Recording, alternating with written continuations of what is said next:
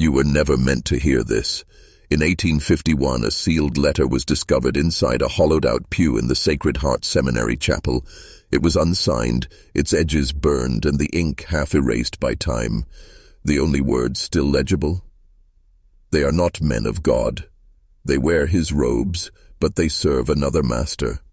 That letter was never logged, never reported. It vanished into the hands of Bishop Quarter and was locked away in the diocesan vault. Until now. What you're about to hear isn't folklore, it isn't exaggeration, and it isn't safe. This is the forbidden story of 10 priests who disappeared, one by one, over 30 years from Sacred Heart Seminary. But they didn't run. They were taken, used, silenced. And if you listen to what I'm about to reveal, something in you will never go back to sleep. Everything began in silence. Not the peaceful kind, but the kind that smothers, the silence of institutions built not on truth but control. Sacred Heart Seminary, nestled among the blood-soaked plains of central Illinois, was supposed to be a refuge, a fortress of faith during the storm of America's expansion. But inside those Gothic stone walls, something older than the church had taken root, something that fed on ritual, obedience, and isolation. Behind the stained glass windows, masked in incense and Gregorian chants, power games were unfolding that had nothing to do with God.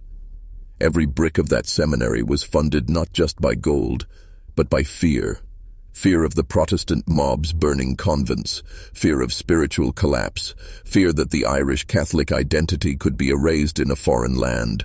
And when people are afraid, they don't look too closely at the men they trust. They hand over their sons. They sign the checks. They obey. But what if the men you trusted weren't priests at all? What if they wore the collar not to preach, but to hunt? The church's official story says, these 10 priests were transferred, reassigned, or lost to cholera. But buried letters, intercepted by gravediggers, unearthed by construction crews, leaked by archivists, tell a different story. These men didn't vanish. They were systematically removed, selected like cattle, and offered up to something beneath the surface, not metaphorically, literally. This story isn't just about 10 missing men. It's about a machine built on obedience, a temple that masked a tomb, and a system that punishes questions with disappearance. You're not watching a video, you're crossing a line. And once you see what lies beneath Sacred Heart, you won't be able to look away. The first rule of control is simple: isolate the subject. Sacred Heart Seminary was designed to do exactly that, not just spiritually but physically. 40 miles from the nearest city, no trains, no telegraph lines, no neighbors for miles, only miles of prairie, wind, and whispers. This was not an accident. It was architecture as imprisonment, cloaked in holiness. The young men who entered its gates were told they were chosen, special, called. But chosen for what? That question only had one answer, and none of them lived long enough to speak it. Let me show you how it worked. Upon admission, each seminarian was stripped of all outside contact. 1 letter per month, all mail filtered through the rector's office, no visits without approval, no travel without escort. Even prayer, something meant to be private, was observed. Every step they took, every word they spoke, was watched by men who claimed to represent God. But behind those robes, lies.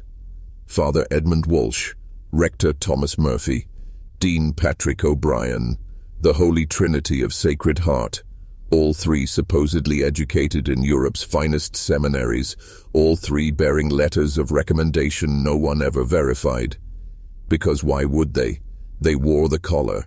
They spoke Latin, they knew the rituals, but none of their names appeared in the Vatican's registry, and Maynooth Seminary, no record of Edmund Walsh ever enrolling, not one.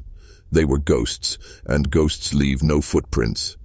What these men built at Sacred Heart wasn't a school, it was a funnel, a carefully engineered system designed to sort, study, and select vulnerable young men, not for ministry but for exploitation. The seminary's rigorous curriculum, it wasn't education, it was testing, obedience, endurance, psychological malleability, and those who passed, they didn't graduate, they disappeared. Some say they were trafficked to remote monasteries in Soti, America. Others believe they were sacrificed in dark rites meant to invoke ancient power under the guise of apostolic tradition. But the truth may be worse, because some of them were never seen again, not in life or in death, no bodies, no graves, just echoes in the stone walls. The seminary archives, once sealed, now reveal the pattern. Every 3 years, like clockwork, one promising student would vanish under unusual circumstances, always in winter, always during storms, always when investigation would be hardest, and always the same phrase in the registry beside their name, transferred to Divine Mercy Outpost. There is no Divine Mercy Outpost. There never was. So where did they go? Or, better yet, what took them? The deeper you go, the quieter it gets. Not because there's nothing there, because something doesn't want to be heard. Sacred Heart Seminary didn't just bury its secrets. It designed rituals to erase them. You see, these weren't ordinary priests running the show. They were masters of symbolic control, men who understood how to use liturgy as hypnosis, how to turn ceremony into sedation. The chapel wasn't a house of worship. It was a stage, a spell. And the students, they were the audience, lulled by scripture, blinded by incense, chanting their own submission. One former altar boy, now institutionalized for decades, muttered in Latin for years, Domine non sum dignus, et ideo sacrificatus sum. Lord, I am not worthy, and therefore I was sacrificed. No one listened. They gave him lithium.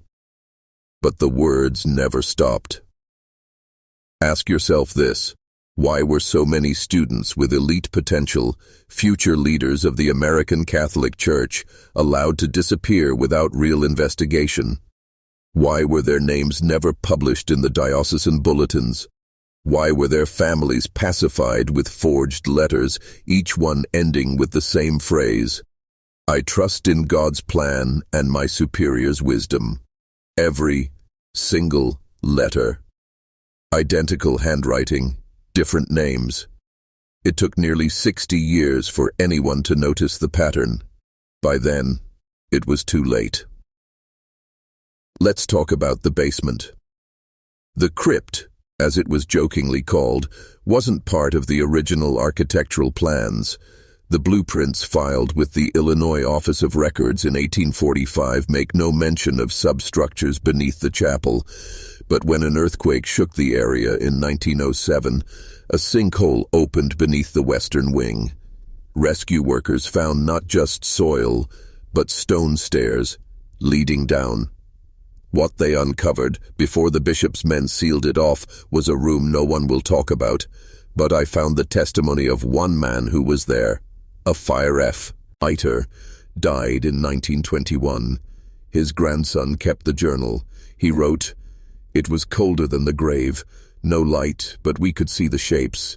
Carved stone pillars, symbols I'd never seen, not Latin, older, and cages, iron cages, like something from an inquisition." What were they doing down there? This wasn't about faith. It was about fear and how it can be molded, weaponized. The seminary wasn't just training priests. It was testing mind control, breaking men, rebuilding them, or discarding them. And still, no one speaks of it, because speaking is how the curse spreads. Are you ready to hear more? There's a name that's never been spoken from the pulpit, never published in any seminary registry, never etched into marble or wood. But it appears again and again in the margins of forbidden documents, scribbled in the trembling hands of those who tried to leave Sacred Heart and failed. The name is Calyx Regis, Latin for the King's Cup. But this was no holy grail. It was a society, secret, ritualistic, and built not to glorify God, but to glorify obedience through annihilation. Calyx Regis was not a club.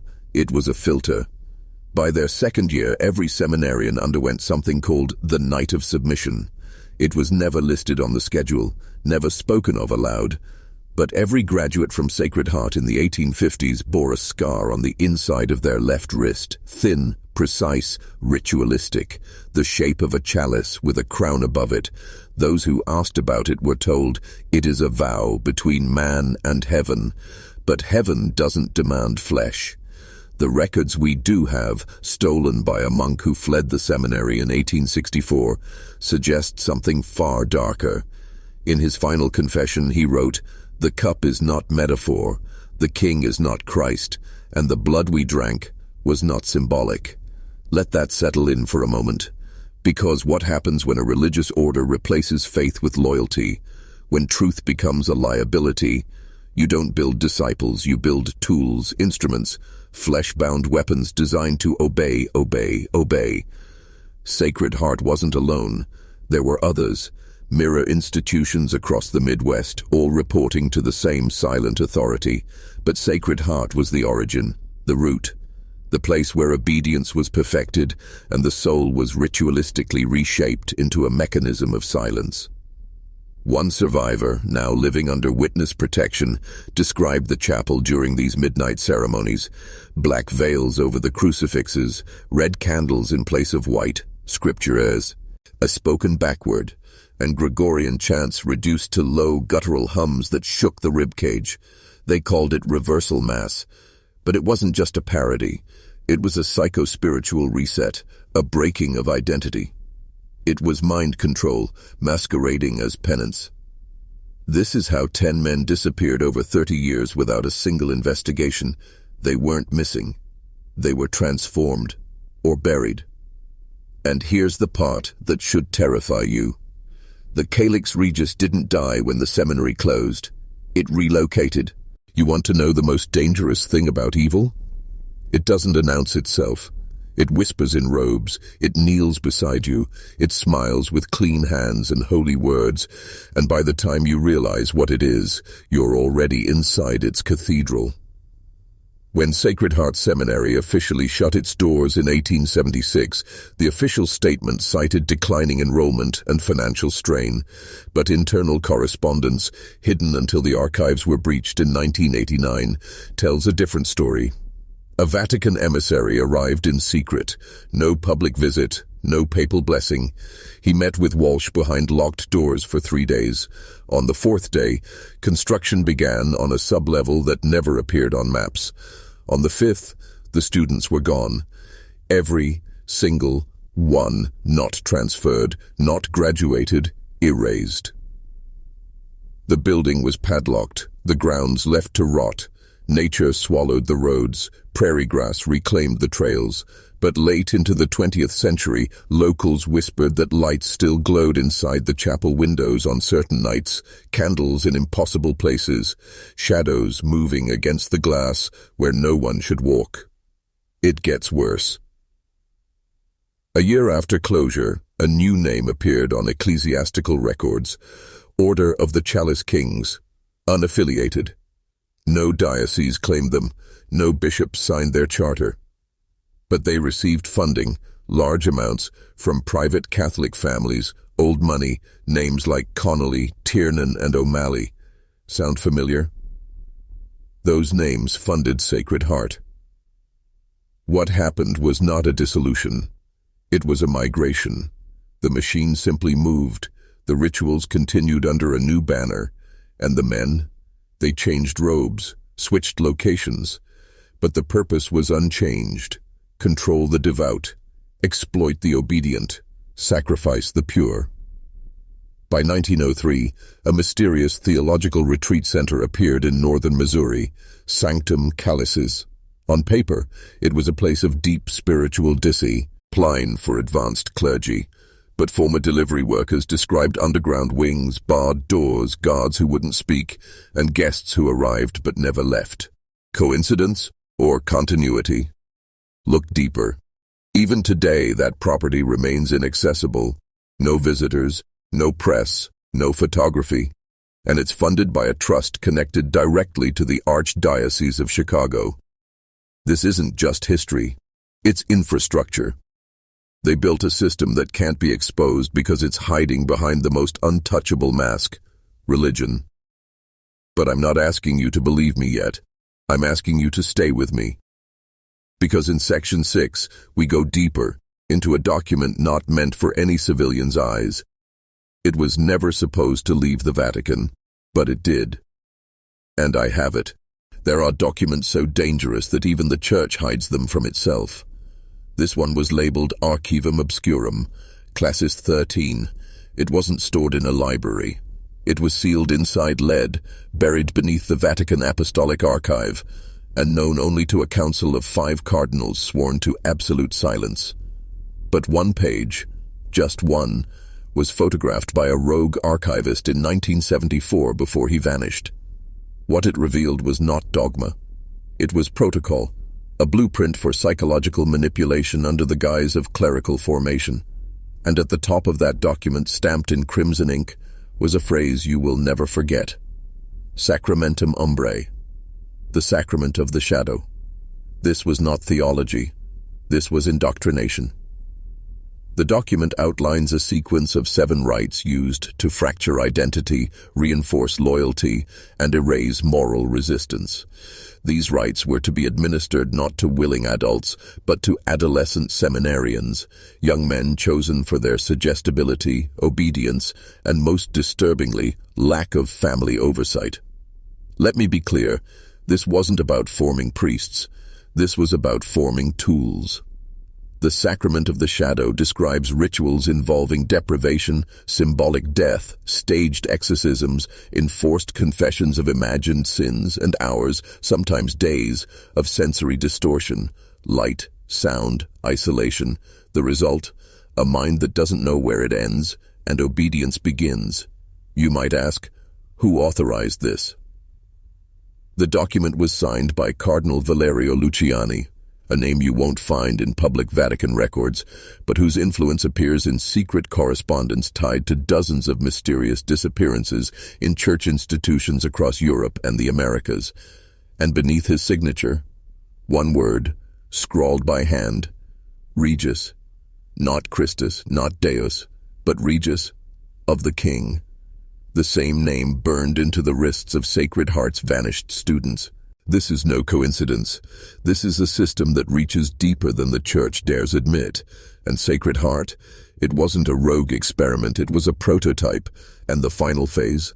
Replace memory with myth. Convince the world it never happened. But it did. And if you're still watching, you're already part of something dangerous. Because the algorithm wasn't supposed to let this video spread. The Church's influence reaches further than pulpit and pew. It runs through media, through history, through bloodlines. But you just broke through the veil. And in Section 7 we reveal what really happened to the final priest who tried to blow the whistle, and how he died, speaking in tongues not of God but of something older. He was the last one to try. Father Elias Rourke, ordained in 1869, assigned to Sacred Heart in its final winter. He wasn't like the others. He'd grown up Protestant, converted during the war after surviving a Confederate prison camp. He had seen death, real death. And when he arrived at Sacred Heart, he said the silence in the walls was worse than the screams he'd heard in Andersonville. He kept a journal. That's how we know what happened. It was discovered 98 years later, hidden inside the hollow spine of a Latin textbook stored in a church basement in Joliet. Bound in leather, written in tight, looping cursive. It begins like any priest's diary, prayers, questions, doubt. But by entry 43, his tone changes. They do not teach, they extract. They do not preach, they implant. Last night I saw Brother Ansel weeping in his cell, his fingernails torn off. He claimed it was penance, but his eyes said otherwise. By entry 61, the Mass has changed. There is no Eucharist, no body of Christ, only a chalice of brine and silence. I heard Dean O'Brien chant something not in Latin. My skin crawled. I recognized syllables from a book I burned during my time in Cairo, hieroglyphs that speak not of gods, but of mouths that open beneath the earth. Rourke tried to leave, twice.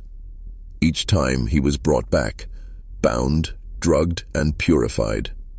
He wrote of losing time, of waking in robes he didn't remember putting on, of speaking phrases he didn't understand, while the others clapped in rhythm. Then came the final entry. It was short, just 4 words. The king is awake. Rourke's body was found weeks later, but not on the seminary grounds. He was discovered in a root cellar 2 miles west, stripped naked, mouth packed with communion wafers, eyes gouged clean, but no blood, not 1 drop. The local sheriff claimed animal attack, but the coroner's notes, suppressed until 1984, tell a different story. His organs were reversed, his lungs where his liver should be, his stomach coiled into the shape of a chalice. The church buried the case, buried the evidence, buried the man, but not his journal, not the truth, and not the thing that woke up under Sacred Heart Seminary in the winter of 1876, because whatever Rourke saw in that chapel, it wasn't from this world. What if the seminary wasn't just a building? What if it was a gate, a threshold, a mouth? After Father Rourke's death, Sacred Heart was abandoned. At least that's what the records say. But locals tell another story. For years after its closure, strange lights flickered from the chapel windows. Chanting, low, rhythmic, unnatural, was heard echoing across the prairie on windless nights, and animals refused to go near the grounds. Farmers reported cows collapsing near the outer fence. Dogs whined, dug into the dirt, and refused to move forward. Horses bucked riders at the first sight of the bell tower. The land itself had changed. You can't build a place of pain without consequence. The rituals that happened beneath those vaulted ceilings didn't just damage people, they damaged the fabric of reality. The basement wasn't just a basement. That staircase uncovered during the 1907 earthquake, it led deeper than any human hand had dug. Surveyors sent to map it stopped at 30 feet. Compasses spun. Equipment failed. 2 men never came back. The state sealed the area, citing geological instability. But the soil around the seminary is chemically unique, rich in magnetite, quartz, and a rare compound resembling monoatomic gold, the same material rumored to have been used in ancient Egypt's priestly elixirs, material that, when activated by vibration, say by Gregorian chant in reverse, alters consciousness. Sound familiar? You see, Sacred Heart wasn't just a place of indoctrination, it was an engine, built to test human limits, built to reach something below. One forgotten document from the seminary's early construction notes, a deviation in the foundation plan. The words are scratched in red. Beneath lies the vault. Dig no further without the crown's key. That phrase, the crown's key, appears nowhere else in church architecture. It is not Catholic. It is older. We are talking pre-Roman, pre-Christian, pre-human. The rituals held in that chapel were not for salvation. They were for invocation, calling something ancient, feeding it with obedience, cloaking it in psalms. And over time, 10 men disappeared, taken not by criminals, but by a mechanism older than the church and colder than death. They weren't missing. They were offered. And now, if you've followed this far, I have to ask you something that will bind you to what we're uncovering. Scroll down and comment this phrase twice. The chalice breaks, and I awaken. The chalice breaks, and I awaken. Do that, and you're no longer a spectator. You're a witness. And now we go to the map, hidden inside Father Rourke's rosary. It points to where the final chamber lies, and what breathes inside it. The final chamber was never meant to be found. Not by clergy, not by the faithful, not even by those who built the seminary. And yet, Father Rourke found it.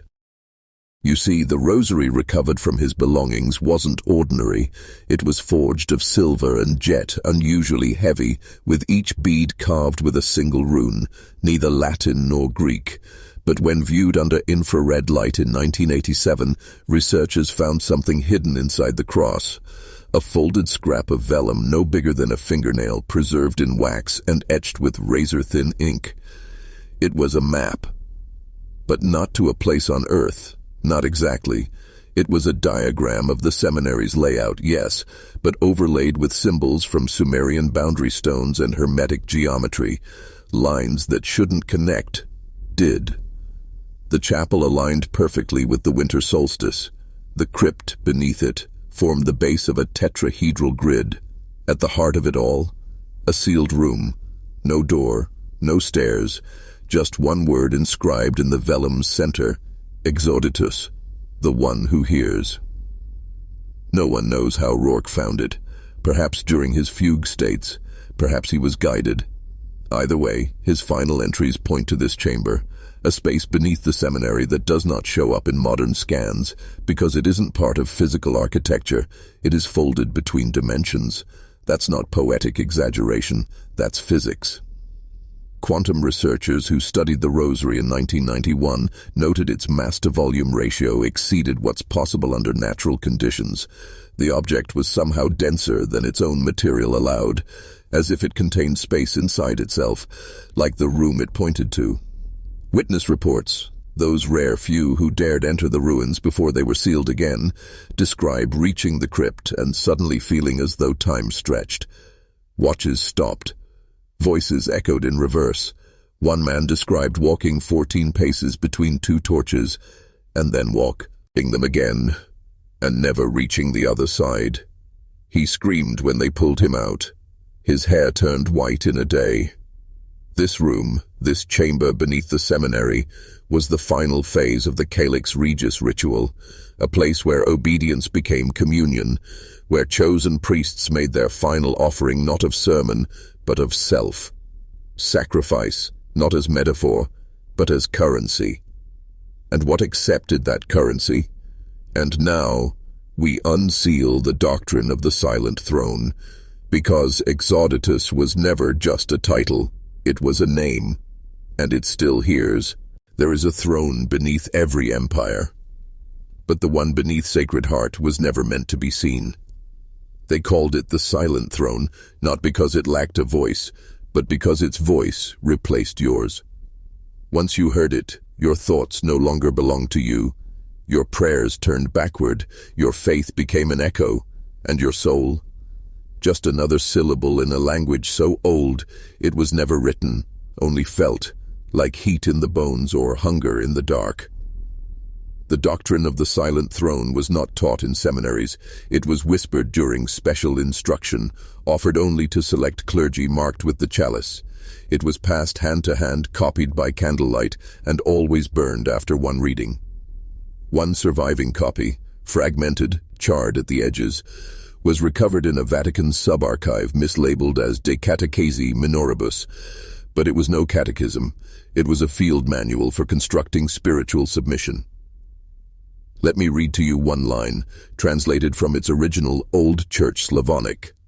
In silence the soul bends, in obedience it hollows, and in hollowing the voice of the King enters and is made flesh.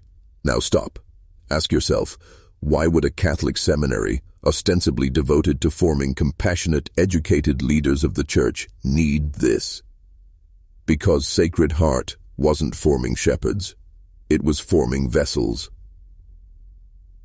Exauditus was the entity they served, neither demon nor deity, but a consciousness that exists between human despair and religious ecstasy. The throne was not a chair. It was a locus, a place where this presence could enter the world through one who had been emptied of will. And how did they empty them? The 7 rites of Calyx Regis, the night of submission, the reversal mass, the chamber below. Every disappearance was not failure. It was success. The last known ritual, held on December 21st, 1876, coincided with the solstice, the longest night of the year. 10 candles, 10 names. 10 vanished. 1 priest returned. He never spoke again. He was found 3 days later walking through a frozen cornfield 30 miles from the seminary, barefoot, wearing only his cassock and a smile so wide it tore the skin at his cheeks. His eyes were gone, but tears still flowed. He drew one thing in the snow before collapsing, a crown dripping, the same mark that's begun to appear, again, on college campuses, old cathedrals, even graffiti in Chicago's underground. The throne was never destroyed. It was unseen. In Section 11, we trace the bloodline of the priests who served it, and how it infiltrated American politics before vanishing behind stained glass and marble. This isn't just history anymore. It's inheritance. Power doesn't vanish. It mutates. When Sacred Heart Seminary was shuttered, the ritualists didn't disappear. They scattered. Like embers from a dying fire, they drifted across America and ignited elsewhere. But they didn't go alone. They carried blood. You see, not all the priests at Sacred Heart were imposters. Some were born into the chalice lineage, not converts, not recruits, heirs. Their families had guarded the rites since before the Vatican existed, since Rome worshipped gods with wolf heads and owl wings. These were dynastic clerics, spiritually bred, not spiritually called. And when Sacred Heart fell, these bloodlines went underground. Literally. One name appears again and again in restricted diocesan ledgers: Frater Calum, Latin for Brother of Heaven. A code name for a network of clergy whose real identities were erased from church records, but whose influence reached from seminaries into the very fabric of American power. Let me show you how deep it goes. In 1898, a former Sacred Heart affiliate, Father Malcolm O'Shea, was reassigned to Washington, D.C. Within a decade, he was seen dining with cabinet members, bishops, and eventually advising the President of the United States on religious morale during war. He wasn't just a priest, he was a handler. By 1912, 3 of Sacred Heart's final initiates were serving as spiritual directors at elite Ivy League schools. These men didn't preach salvation. They curated legacies, grooming sons of senators, oil magnates, and bankers through silent retreats that followed the exact structure of Calyx Regis rites. The order adapted. The altar became a podium, the ritual a lecture. But the programming? Still intact. In one declassified intelligence memo from 1957, the CIA, yes, the CIA, referenced psycho-spiritual techniques originally derived from monastic sources in its MK-Ultra experiments. Among the Urses, a lost document titled The Chalice Mind. Coincidence or continuity? Even more disturbing, a photograph uncovered in 2003 shows a group of bishops, politicians, and industrialists standing in front of a stone throne, moss-covered, adorned with a crown of thorns carved into its back. The caption, Council of the Gate, Chicago Chapter, 1933. This wasn't just survival. This was expansion. The bloodlines of Sacred Heart still move through pulpits, boardrooms, and university chapels. They wear suits now, not robes, but the scar is still there, on the wrist, beneath the cuff, and if you know what to say, they'll show you. But only if you kneel first. In Section 12, we follow one of their descendants, the man who tried to break the bloodline oath, and was found crucified upside down in his office. The file was sealed by the FBI, but we got it. He tried to break the chain. Dr. Nathaniel Arledge wasn't a priest. He was a professor of religious history at Georgetown University, Ivy League pedigree, tenured, charismatic, brilliant. But what no one knew, not his colleagues, not his students, was that he came from a bloodline he never asked for. Arledge was the great-grandson of Patrick O'Brien. Yes, that O'Brien, the so-called Dean of Sacred Heart Seminary, the one whose silver tongue could convince bishops to burn their own records, the one who vanished the night of the 10th ritual, leaving only his clerical collar on the steps of the chapel door. Arledge was born into that legacy, and he hated it. In 2009, he began publishing under a pseudonym, M.R. Valtor, a series of essays hinting at a hidden tradition inside the church, one that predated Christianity, used obedience as control, and worshipped a figure known only as the Listening King. Most dismissed it as dark fiction, but some recognized the signals. The essays were laced with code, phrases only those initiated into the chalice rite would understand. He was broadcasting a confession and a warning. In late 2011, he stopped publishing. His final entry was a 7,000-word essay titled, "The Crown Has No Face." It was uploaded at midnight and deleted 18 minutes later. Only one copy survives, saved by a reader in Montana who happened to be online during those exact moments. That final essay describes a ritual hidden inside the basement of Georgetown's Dahlgren Chapel, one that requires 3 participants, a speaker, a listener, and a vessel. The speaker reads ancient text. The listener remains silent. The vessel is chosen. Arledge claimed this ritual was performed annually during orientation week. 3 weeks later, his body was found hanging upside down in his office, naked, hands bound behind his back with red rosary beads, his mouth sewn shut with gold wire, his eyes replaced with communion wafers. On the wall behind him, smeared in ash, were the same 4 words found in Rourke's journal. "The king is awake." Campus security ruled it a suicide. The FBI disagreed. Their case notes reference unusual symbology, potential cult influence, and classified ecclesiastical correspondence intercepted en route to Rome. But the case was sealed permanently, until now. Because in Section 13 we read Arledge's final personal letter, the one never mailed but saved in a locked folder titled, "For the One Who Dares." It wasn't addressed to family. It was addressed to you. It was never supposed to be opened. But it was waiting for you.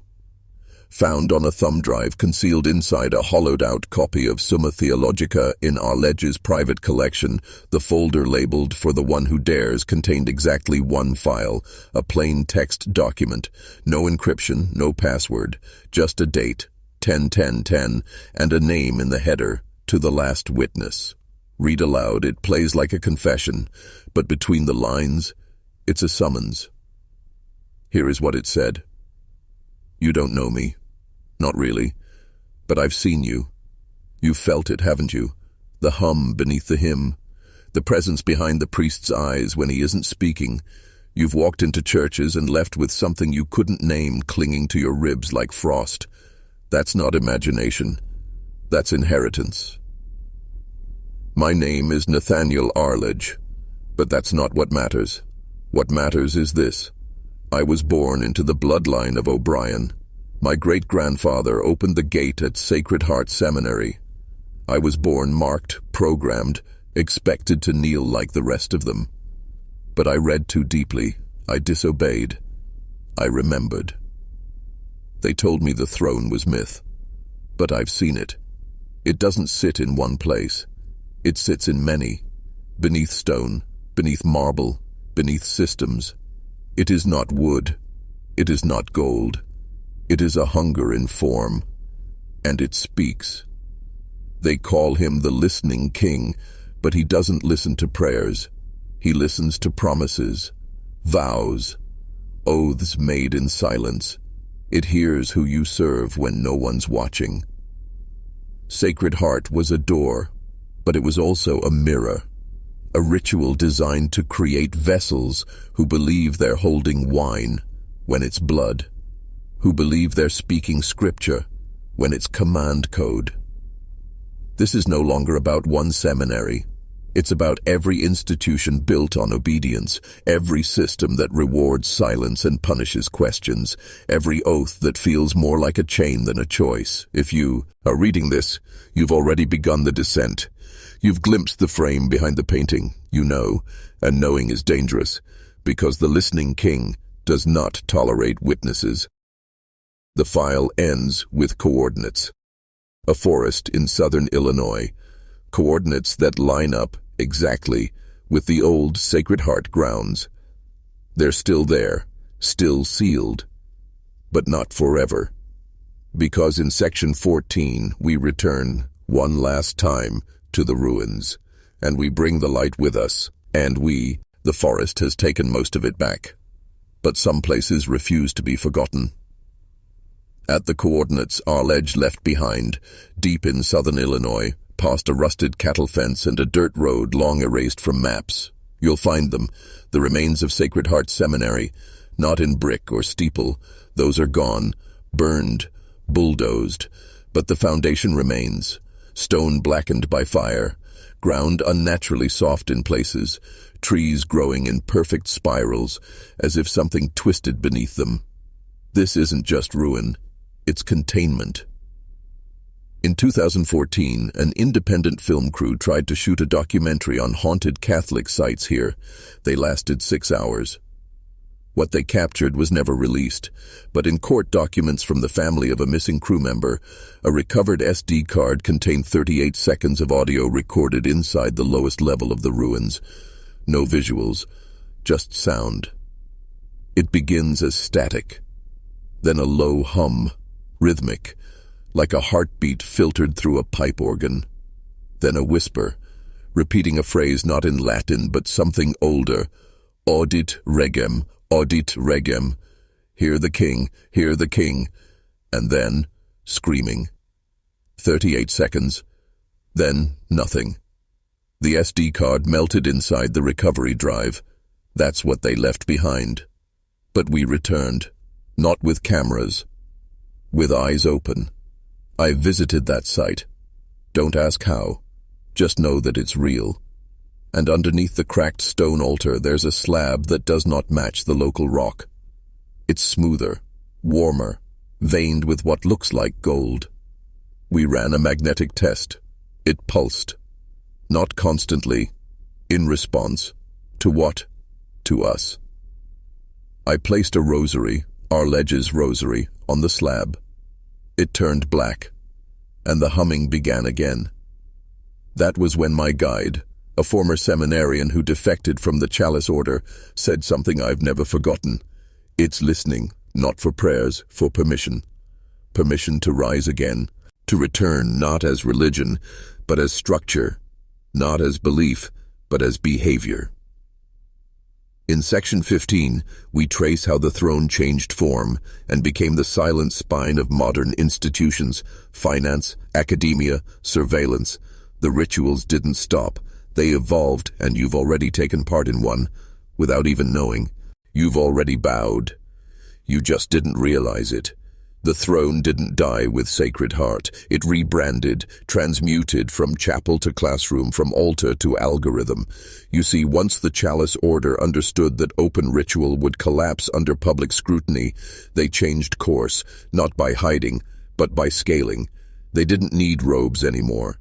They needed interfaces. Let me show you what I mean. Every modern system of control, every institution that demands obedience, suppresses dissent, rewards silence, is built on the same architecture the priests used beneath Sacred Heart. Psychological models dressed up as policy, rituals disguised as routine.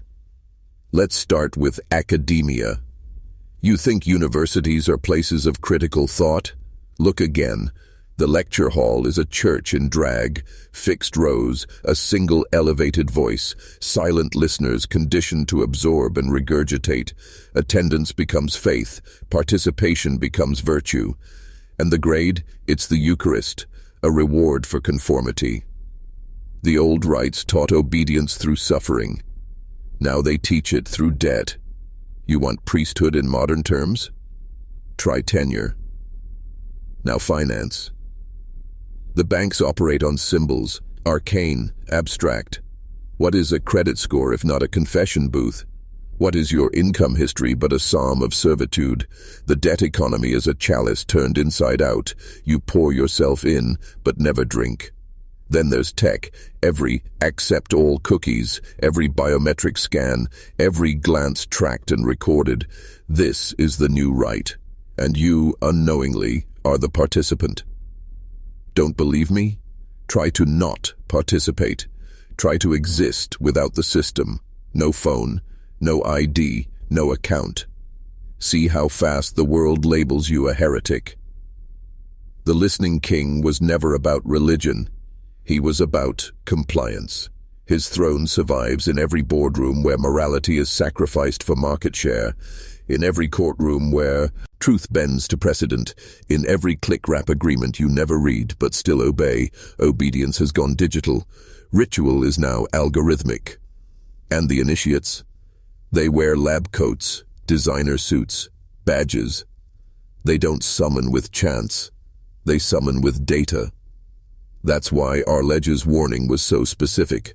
The throne does not want belief, it wants behavior. And if you obey, without question, without resistance, you are already kneeling.